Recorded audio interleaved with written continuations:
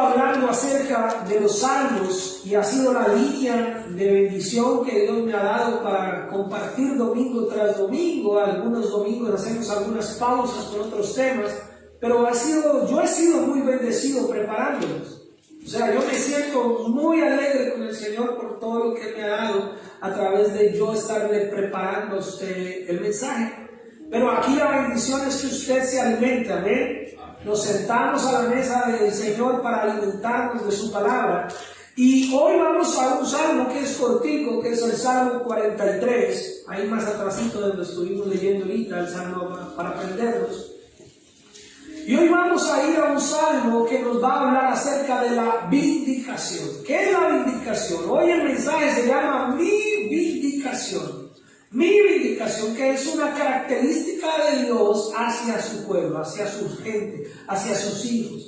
La palabra vindicación viene del verbo vindicar. Quiero, antes de entrar en el mensaje con el salmo, quiero darle un poquito de contexto en el significado. La palabra vindicación viene del verbo vindicar, que según el equipo de la enciclopedia de significados, dice que vindicar significa defender, justificar, reclamar algo o a alguien frente a una acusación, injuria o pérdida. Se usa para expresar la acción de restablecer el honor, de restablecer los derechos o la verdad ante una situación injusta.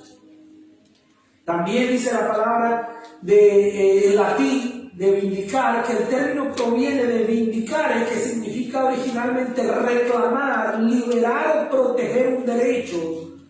Y en el derecho romano se usaba para designar el acto de reclamar legalmente la propiedad o darle un derecho legítimo a alguien. Interesante, ¿verdad? Y en el término bíblico, a nivel de la Biblia, en el contexto bíblico, la palabra vindicar o vindicación está relacionada con la justicia divina. Está relacionada con la intervención de Dios en favor de los justos y los oprimidos. ¿Aquí hay algún oprimido? Pero sí debe haber algún justo, alguna justa, ¿verdad? Aquí estamos nosotros porque somos justos del Señor, justas del Señor. Pero el Señor siempre está en favor de los justos y los oprimidos. Y en muchos pasajes bíblicos se hace referencia a Dios como el defensor de los oprimidos y como aquel que vindica a sus siervos. Por ejemplo, el Salmo 135, versículo 14, no tiene que buscarlo, pero sí, aquí Iván lo va a poner en la pantalla. Pero se lo voy a leer en la Nueva Versión Internacional, porque se utiliza específicamente la palabra. Dice, porque el Señor vindicará a su pueblo y tendrá compasión de sus siervos.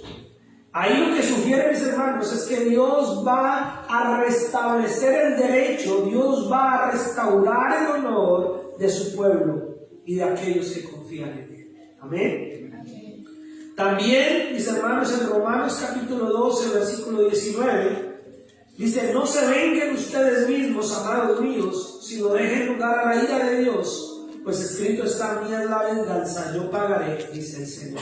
El Señor es nuestra vindicación. El Señor es el que restablece el derecho, el honor y nos habla a nosotros como su pueblo, como sus escogidos, como sus hijos, que sí, mis hermanos, aunque ahorita tal vez no fuimos conscientes, sí hemos sido oprimidos. ¿Sabe qué es lo que más nos ha oprimido a nosotros los seres humanos? El pecado. El pecado, mis hermanos, nos ha oprimido. Lo que pasa es que muchas veces estamos siendo oprimidos por el pecado y seguimos felices. Seguimos viendo cómo el pecado nos arrincona, nos lleva hasta un extremo de la vida, nos pone en el fondo del abismo, nos tira, nos golpea y le damos las gracias al pecado. Y qué rico pecado. Pero la realidad, mis hermanos, es que el pecado oprime al ser humano. El pecado oprime la vida de aquellos que queremos seguir a Cristo. Porque cuando estamos en Cristo, mis hermanos, dice la palabra del Señor que somos nuevas criaturas. Pero seguimos en este cuerpo terrenal, expuesto a seguir fallando, expuesto a seguir pecando. Y entonces el pecado nos oprime. ¿Por qué mucha gente se aleja de Dios? ¿Por qué mucha gente le cuesta llegar a las iglesias? Mire qué bonita se ve la iglesia con las bancas. Mire qué bonito las miramos ahorita todas vacías ahí en el video. Pero la realidad es que no deberían estar vacías. La realidad, mis hermanos, es que toda la gente que sabe y que conoce del Señor debería estar en una iglesia congregándose por lo menos un domingo. Pero mucha gente que conoce al Señor, mucha gente que en algún momento de su vida le entregó su vida a Cristo supuestamente, mucha gente que dice que realmente el Señor y dice, sí, yo me identifico como cristiano, yo me identifico como una persona que conoce y que cree en Cristo Jesús, sí, yo sé que Él es el Dios creador, sí, yo sé que esta es la palabra de Dios, sí, yo creo que Jesús murió por mis pecados, pero vive su vida totalmente contraria a eso que dice que cree, a eso que dice que supuestamente tiene claro. Y entonces pareciera que ya no hay necesidad de buscar de Dios. Todo se vuelve más importante, mis hermanos. Es triste cómo nuestra vida cristiana a veces se diluye, se enfría, se entibia, se confunde y como que no nos damos cuenta, mis hermanos. Yo los entiendo y yo entiendo cuando la gente se siente acusada por mí. Yo a veces cuando llamo a alguien, cuando invito a alguien o cuando comparto con alguien, la gente en lugar de verme como alguien que le está buscando darle una salida, me ven como un acusador. Sienten que el pastor porque los llamó es porque los está acusando. Que el pastor porque los invitó les digo, pero no, mis hermanos, a veces lo único que quiero es saber por qué está pasando en su vida, cómo le puedo ayudar. Pero la gente piensa que el pastor los está acusando, los está arrinconando y empiezan a darme todas las explicaciones que a veces ni siquiera se las estoy pidiendo. Y las explicaciones no son otra cosa que justificar lo injustificable, que excusarnos porque resulta que la prioridad en la vida de mucha gente no es Dios. Y si Dios no es la prioridad en el corazón de muchos que dicen, no estoy hablando de los que no dicen ser cristianos, no estoy hablando de los ateos, no estoy hablando de la gente que no conoce de Cristo, no estoy hablando de los que nunca se les ha predicado el Evangelio, no estoy hablando de la gente que no tiene una conciencia de Cristo ni una vida espiritual, estoy hablando de todos aquellos que circulan por ahí en el mundo que en algún momento creen o creyeron que son cristianos, pero que hoy viven sus vidas donde Cristo, Dios, no ocupa un lugar de prioridad en su corazón. No ocupa un lugar de importancia. Y entonces, en ese orden de ideas, por lógica, si el Señor Jesucristo no ocupa un lugar de prioridad en su vida, en la vida de una persona, pues mucho menos la iglesia. Pues con toda razón va a decir, pues si yo no tengo a Cristo en mi vida en un lugar importante, pues la iglesia tampoco. Pero la iglesia y Cristo están unidos, porque ¿qué dice la palabra del Señor? Que Cristo es la cabeza de la iglesia. Y ahorita cuando tomamos la cena del Señor, la iglesia es el cuerpo de Cristo. Y es imposible, no hay, y eso es algo que a mucha gente no le entra. Eso es algo que a mucha gente como que todavía no lo asimila. Pero la realidad, mis hermanos, es que no se puede decir que amamos a Cristo Jesús y odiamos a la iglesia. ¿Podemos odiar la institucionalidad? Sí. ¿Podemos rechazar la religiosidad? Sí, yo también. Yo estoy en contra de la religiosidad. Yo detesto el tradicionalismo religioso. A mí no me gusta eso. Pero la iglesia santa, perfecta y limpia del Señor es real. Pero la iglesia inmaculada de Dios, que la componen los que hemos creído y los que seguiremos creyendo y que servimos al Señor y le amamos, esa iglesia es real. Y no se puede amar a Cristo y odiar a la iglesia. Porque es como amarle la cabeza. Yo ya tengo sentada a mi esposa y yo no le puedo decir que amo la cabeza y el cuerpo se lo detesto. La amo completa, ¿verdad? De pies a cabeza. Usted ama a sus hijos, pero solo la cabeza. Yo amo a mis hijos, como me encanta su cabeza, pero el cuerpo no me gusta. No, usted ama a su hijo completo, de pies a cabeza. De la misma manera no podemos amar a Cristo sin amar a la iglesia. Entonces esta vindicación que Dios hace es la vindicación de su pueblo, donde su pueblo es su cuerpo, donde su pueblo es su representación física en medio de nosotros. Y entonces cuando mucha gente vive la vida sin buscar de Dios, sin congregarse, pero de palabras hablan cuando alguien les dice, cuando alguien les pregunta, sí, yo soy cristiano, pero no, yo ya no creo, pero yo ya no voy, pero yo no, es que esos pastores, es que son líderes, es que la iglesia, es que piden, es que hacen, eso son puras excusas, puras arandelas para no ir a la realidad de su corazón, para no enfrentar la realidad de que no le han dado el primer lugar a Cristo. Y si no le han dado el primer lugar a Cristo, pues la iglesia tampoco tiene el primer lugar.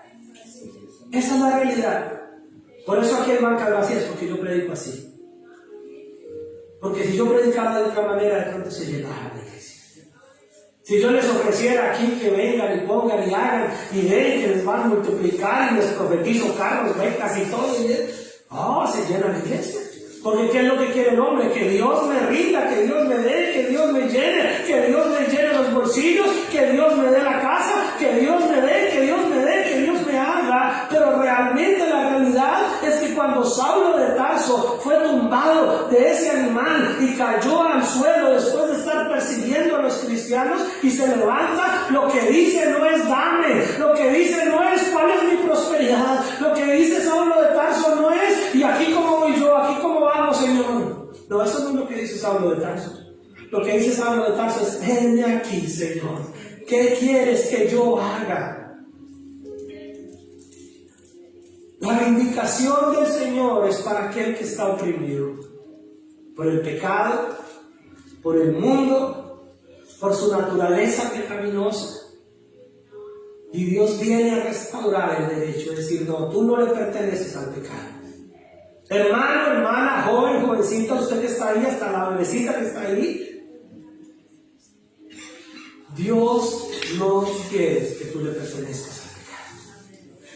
La vindicación que Dios hace es que Dios te quiere decir: yo te quiero como un hijo, como una hija mía.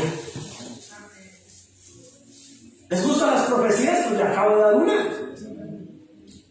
¿Qué mejor profecía que Dios recordándonos a nosotros que Él pagó un precio en la cruz del Calvario para recordarte que tú no le perteneces a este mundo, que tú no le perteneces al pecado, que tú no le perteneces a la inmoralidad, que tú no le perteneces a un mundo vacío y superficial, tú le perteneces al Creador de los cielos y la tierra, tú le perteneces a Cristo. Amén.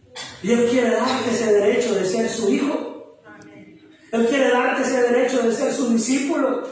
Él quiere darte ese derecho de ser parte del pueblo de Dios. Qué triste, mis hermanos, cuando la gente anda vagando por el mundo teniendo una familia, teniendo un hogar. ¿Cuántos hijos abandonan? Sus padres abandonan sus hogares, y tal vez sus hogares tenían un hogar sano, un hogar respetuoso, tenían una camita, tenían una comida, y están por el mundo vagando como si no tuviera nadie. Cuando sí hay alguien que los espera.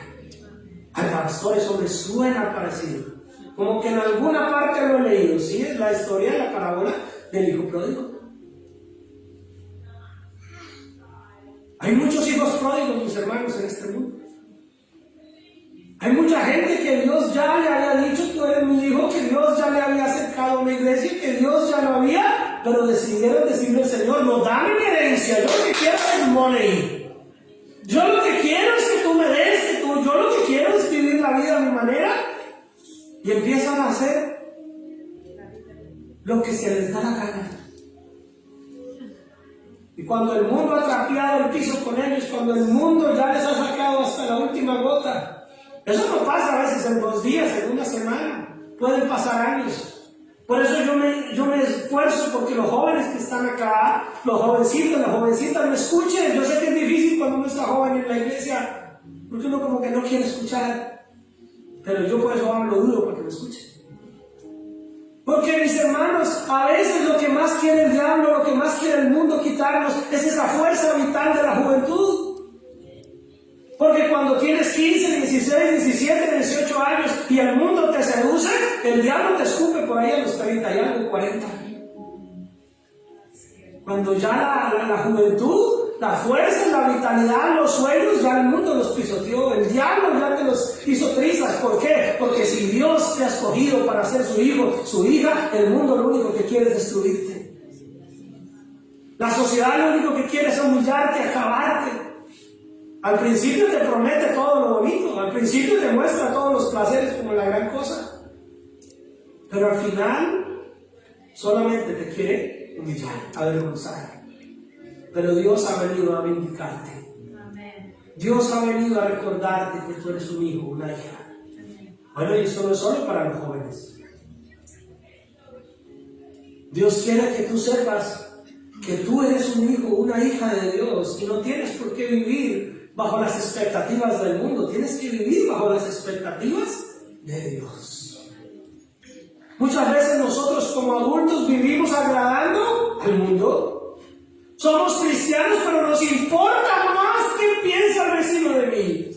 Nos importa más qué piensa la sociedad de mí.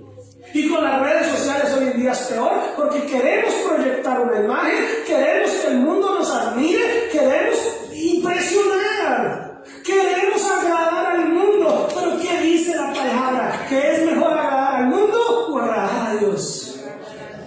¿Y entonces por qué nos gusta tanto agradar al mundo? Porque a veces en el último que pensamos es en agradar a Dios, cuando debería ser nuestra prioridad. Primero, ¿cómo agrado a Dios? Y si agradando a Dios agrada al mundo, bueno, ya es una ventaja. Porque si usted agradando a Dios, el mundo también lo quiere seguir, pues va a terminar con Cristo. Si agradando a Dios, la gente también dice, oiga, si yo quiero lo que usted tiene, pues lo van a seguir y van a terminar también agradando a Cristo. El problema es cuando queremos agradar al mundo y agradar a Dios. Déjeme decirle, no se complique la vida, eso no se puede. ¿Para qué se destruye la cabeza? ¿Para qué se rompe el cocoroto, decimos en mi país?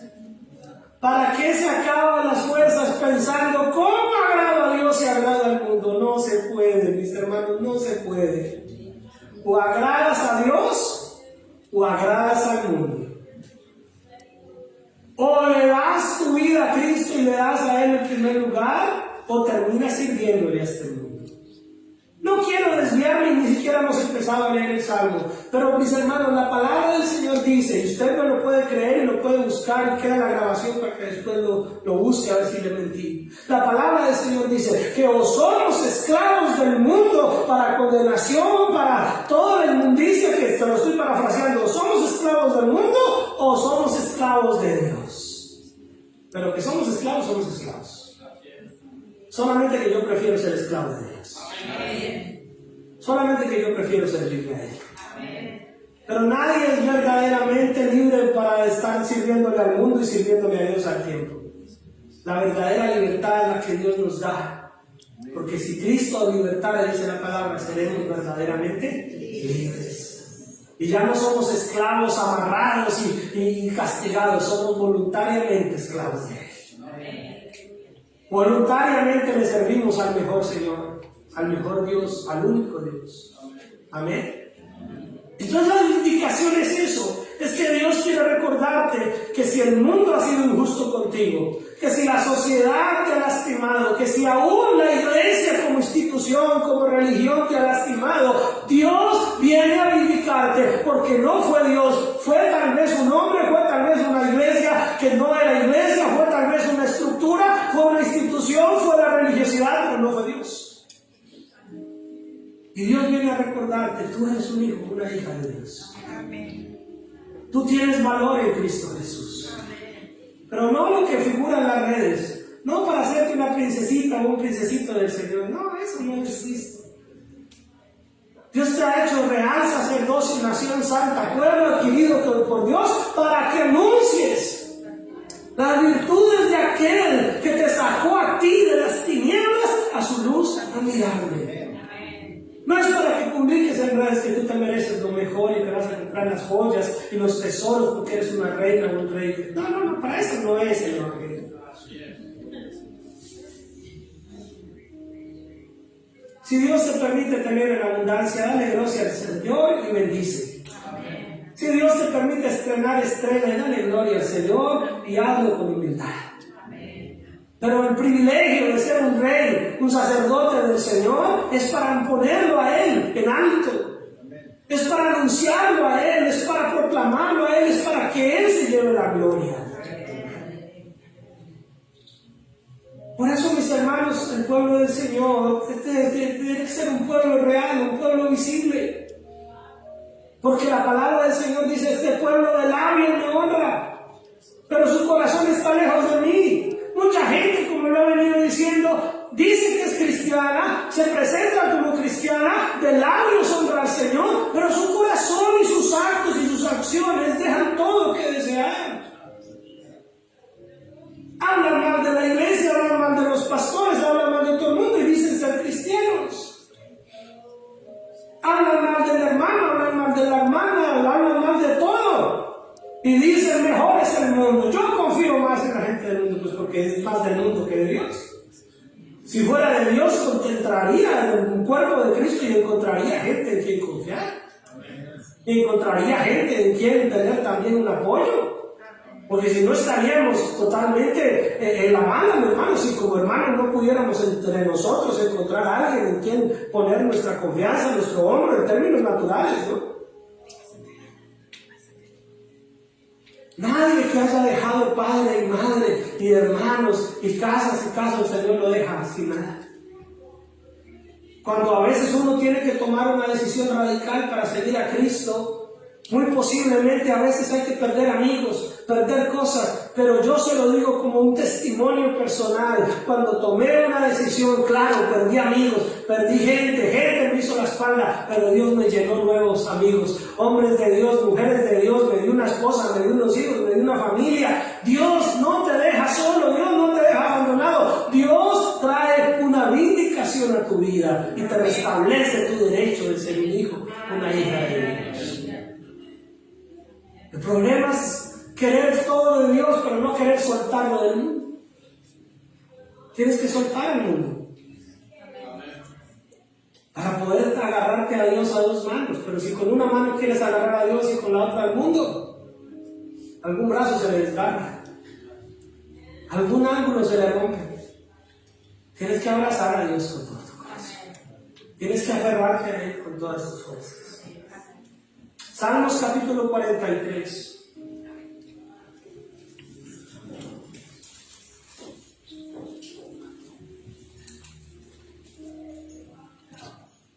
¿Ya lo tenemos?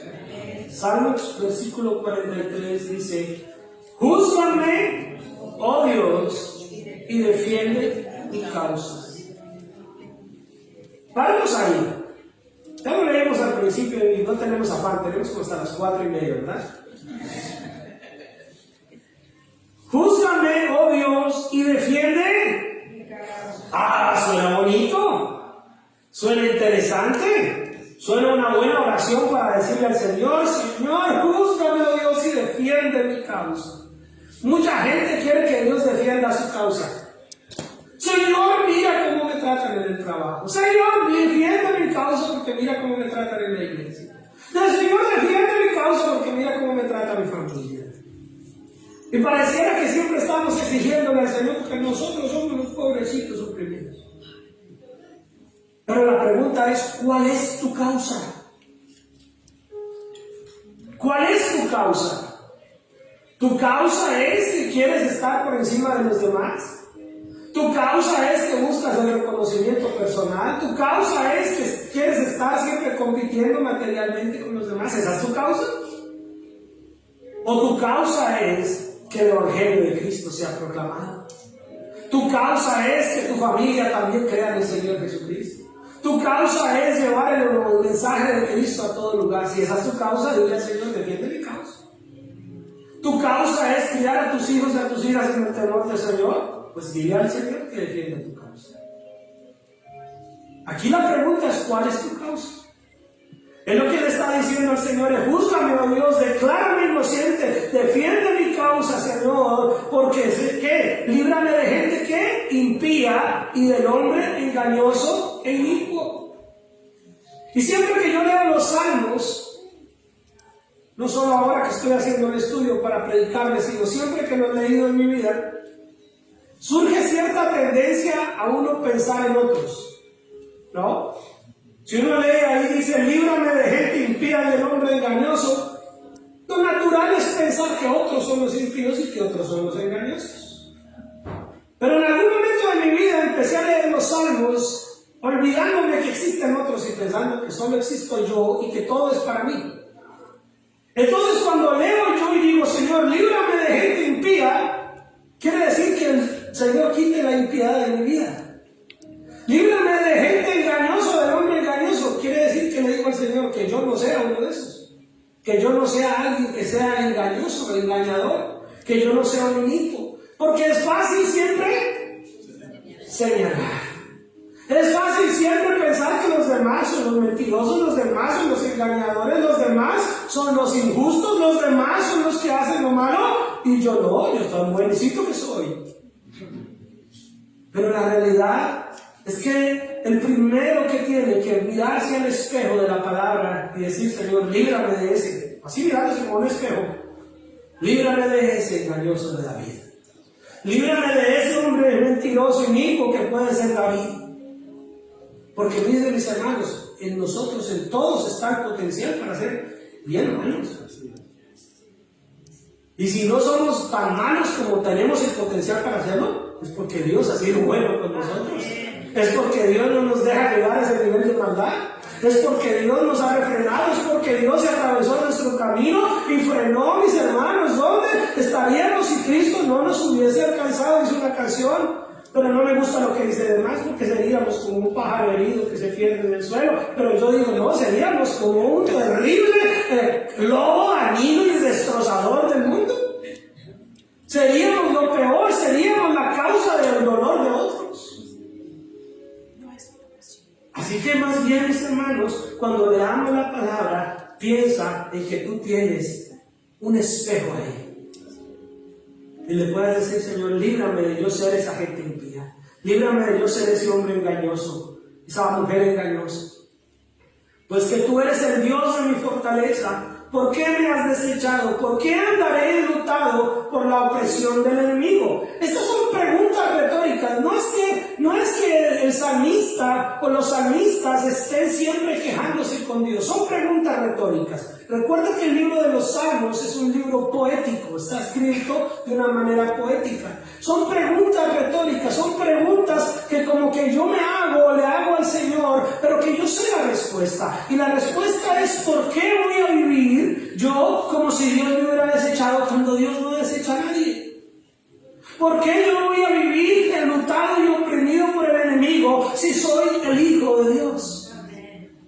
La pregunta es que si estamos pasando por circunstancias difíciles, que si estamos en momentos de aflicción, en momentos terribles, mis hermanos, la pregunta es ¿por qué vamos a estar oprimidos? ¿Por qué vamos a estar enlutados si tienes a Dios en tu vida?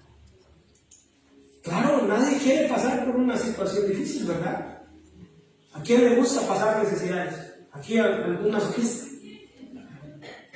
¿A quién le gusta estar enfermo, o estar endeudado, o estar con problemas en el trabajo? ¿A quién le gusta? A nadie. Pero cuando ya llegan esas situaciones, siempre viene el ¿por qué? ¿Por qué a mí, Señor? Pero más bien, ¿por qué vas a estar angustiado en medio de esa prueba? ¿No tienes al Señor? ¿Por qué vas a estar triste en medio de una situación difícil? ¿No tienes al Señor? Porque en medio de la tristeza debe estar el gozo del Señor. En medio de los problemas debe estar la confianza que tenemos en que Dios no nos dejará abandonados. Por eso le digo, son preguntas retóricas. Pero el Señor ahí dice, envía tu luz y tu verdad. Estas me guiarán. La respuesta a las preguntas es, necesitamos la luz de Cristo. Pero ¿cómo llega la luz si no vamos a la fuente? Se ve la iglesia encendida, las luces prendidas, pero porque alguien se tomó la molestia de ir con el dedo y ponerla en el interruptor. La gente quiere que la luz de Cristo les alumbre, la gente quiere que las bendiciones de Dios les lleguen, la gente quiere que Dios les guíe, pero no quieren ir a la fuente.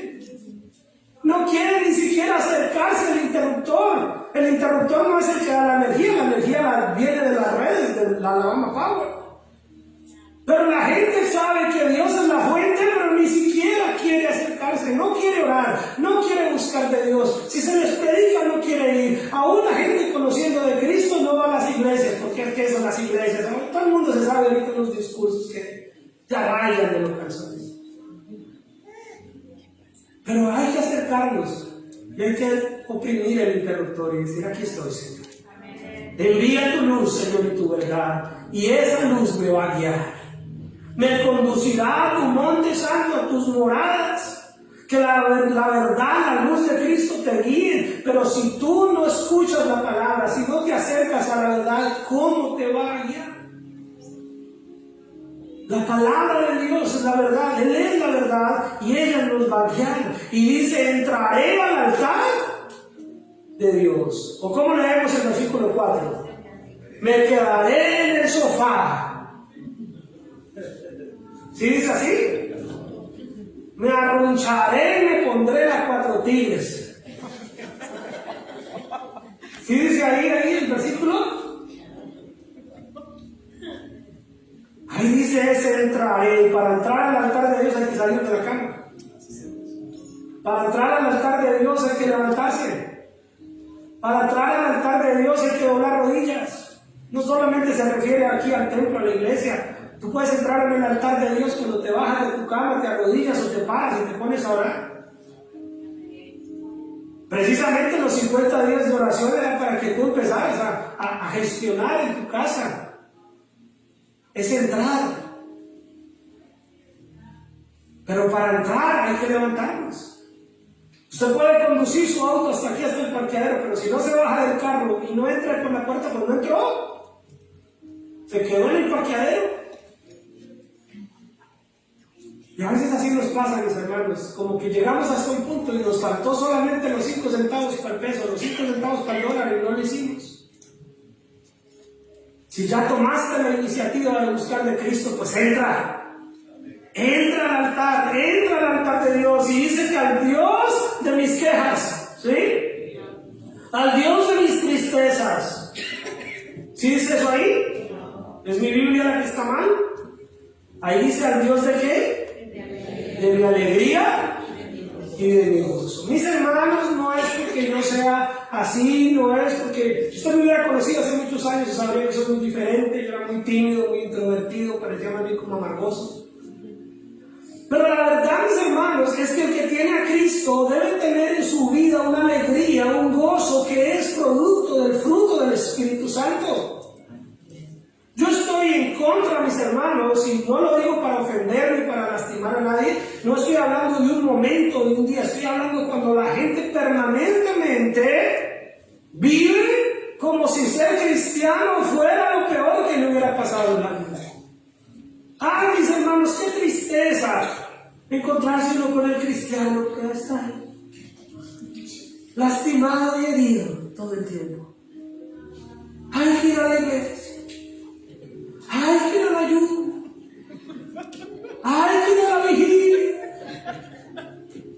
No, pareciera, no. ¿A quién motiva eso, hermano? ¿Quién quiere seguirlo a usted a la iglesia así? No, hermanos, el Dios al que servimos es el Dios de mi alegría y de mi gozo. Amén. Amén.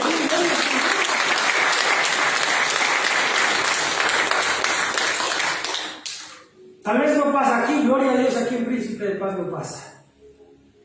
Pero ¿por qué muchos hijos no siguen a sus padres a veces en el caminar, Señor? Porque el papá el pastor dijo, y se queja. Y los hijos están ahí mirando. Eso como que no está bueno ir a la iglesia. Mira mi mamá, todo lo aburrida que vive cada vez que tiene que ir a la iglesia. Mira esa tristeza de mi papá para levantarse para ir a la iglesia. Mira esas peleas de mi papá y mi mamá. O mire eso, cómo se sienten para ir a la iglesia. Mire todo eso que dicen del pastor, todo eso que dicen de los hermanos, esa iglesia, eso es un peligro. Yo por allá no quiero ir. ¿Usted no cree que eso es así? Porque nosotros vamos a entrar al altar de Dios, pero pareciera que no es el Dios de tu alegría, el Dios de la alegría de la gente. Parece que es el Dios del conflicto, de la tristeza, de la amargura. Pero ahí dice el Dios de mi alegría y de mi gozo. Alegre, dice la palabra del Señor, y léala, alegres y iremos a la casa de Jehová, iremos, dice la palabra del Señor. Mira, el baile y la danza, escuche, a veces lo queremos meter aquí en la iglesia, pero si somos bíblicos, el baile y la danza de la gente viniendo hasta el tabernáculo. Por los caminos venían bailando y cantando y celebrando, pero la gente viene peleando, amargado, renegado, y así se quieren bailar.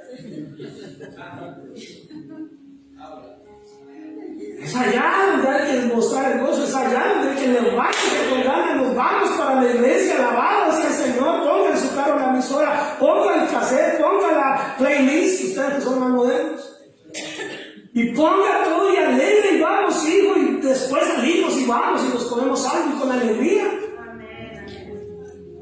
Pero no es todo un mar de lágrimas, de quejas, de tristezas, de conflictos, de problemas, y aquí sí queremos que el pastor me haga danzar.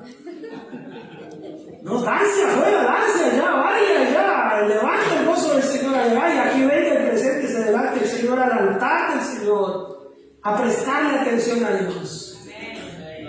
Que el Señor se glorifique. Y termina diciendo otra palabra, otra pregunta retórica. Y con eso terminamos también los 8 días, porque es el mismo versículo que se repite en el capítulo 42 2 veces. Escuche esto. 2 veces este versículo se repite en el capítulo 42 y nuevamente se repite en el capítulo 43. Eso en la Biblia, en el estudio metódico de la Biblia, cuando Dios permite que una cosa se repita una y otra vez, es porque Dios quiere que prestes cuidado. Es porque Dios quiere que prestes atención. Y ahí que dice, léalo conmigo: ¿por qué te abates, oh alma mía?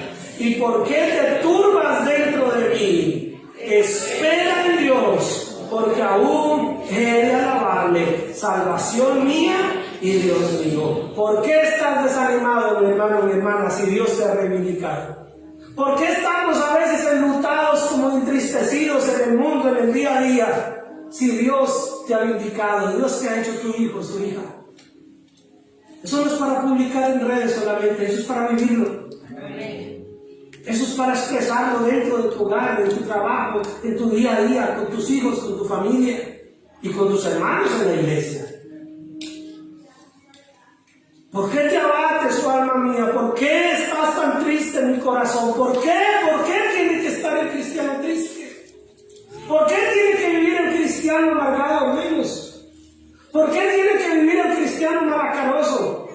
¿Por qué tiene que vivir el cristiano enojado en el trabajo? Una cosa es que usted no sea el vulgar de la empresa, amén. Una cosa es que usted no sea el morboso, la morbosa en el trabajo. Una cosa es que usted no sea el deshonesto, la deshonesta, eso está bien. Pero usted no tiene por qué ser el amargado, la amargada, el triste, el desanimado, el desalentado. Al contrario, usted es el que llega a su trabajo con ánimo y le da gloria a Dios. ¿Y usted por qué está tan animado? ¿Por qué está contento? Porque tengo a Cristo. Pero no nos han pagado, no nos dieron el sueldo, pero sigo teniendo a Cristo. Pero nos bajaron $5 la hora, pero tengo a Cristo. Pero nos duplicaron las horas de trabajo y ahora nos toca trabajar más por lo mismo, pero tengo a Cristo y sigo feliz. Y tengo el gozo, y tengo la salvación. Y si ya en últimas ese trabajo se le volvió todo, pero renuncia y sigue teniendo a Cristo y busque otro. Pero no dé mal ejemplo, no sea mal testimonio, no muestre a un Cristo que no es real, porque el Cristo que yo conozco es el Dios de mi alegría y de mi gozo. Es el Dios que no permite que mi vida sea abatida. Es el Dios que no permite que mi vida esté turbada, angustiada. Es el Dios que me da esperanza. Espera en Dios, porque aún hay que alabarle. Espera en Dios, porque aún Él está contigo, porque Él es tu salvación, Él es tu Dios, Él es tu Señor. ¿Sí tenemos al mismo Dios? ¿Sí?